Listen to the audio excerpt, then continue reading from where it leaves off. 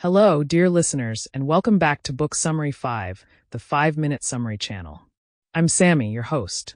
Today, we're diving into Hyperfocus, How to Be More Productive in a World of Distraction by Chris Bailey, published in 2018. This book is all about managing your attention, your most valuable resource, and learning how to use it more deliberately. If you've ever felt like your days are slipping by in a fog of multitasking and distraction, this one's for you. So let's dive in and walk through the book as if you've read it cover to cover. Chris Bailey starts by telling us something we already feel deep down. We live in a world that's built to scatter our attention. Notifications, endless feeds, multitasking demands, they all chip away at our ability to focus. But Bailey argues that we can reclaim control, and the way to do that is by learning how to enter a state he calls hyperfocus. Hyperfocus is when you direct your full, undivided attention to one meaningful task. It's the opposite of multitasking, and it's not just about being efficient, it's about being deeply engaged. Bailey describes attention like a spotlight.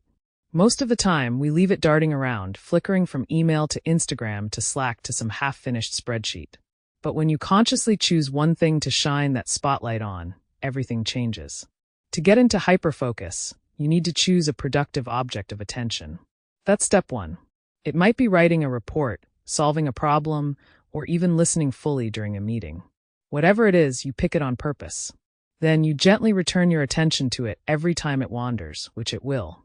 The key isn't having superhuman concentration. It's noticing when your mind drifts and bringing it back with patience and intention. That's the practice. Bailey also talks about the importance of clearing space, both mental and environmental. Clutter, noise, and task switching all make it harder to hyperfocus. So he recommends setting your phone aside, turning off notifications, and giving yourself longer, uninterrupted stretches of time. You'd be amazed at how much more you can get done, not by doing more, but by doing less better. But the book doesn't stop there. Bailey introduces a second mental mode called Scatterfocus. It's the opposite of hyperfocus, and just as important. This is when your mind wanders freely. It's the state you're in while showering, walking, or daydreaming. It may not feel productive, but this mode is essential for creativity, insight, and connecting ideas. When you let your thoughts meander, your brain makes sense of your experiences, solves problems in the background, and comes up with ideas you never would have found in a spreadsheet. Bailey's point is that great productivity comes from balancing both modes. You hyperfocus to execute and move forward. You scatterfocus to reflect and generate ideas. Both are needed, and most of us aren't giving either one enough time because we're stuck in a third mode, distraction. To shift out of that mode, Bailey suggests becoming more deliberate about how we use our time and attention. He emphasizes the importance of planning your day around a few key priorities, instead of trying to power through a long to-do list. He's not anti-productivity hacks, but he wants you to start with attention first. If you can manage your focus, the rest tends to fall into place. The book also touches on energy, rest, and even boredom. Bailey reminds us that we're not machines, we need breaks, real downtime, and space to be bored. Why boredom? Because it's the gateway to creativity and reflection. When we stop filling every moment with stimulation, we make room for deeper thoughts and insights to surface. Hyperfocus isn't about becoming a productivity robot.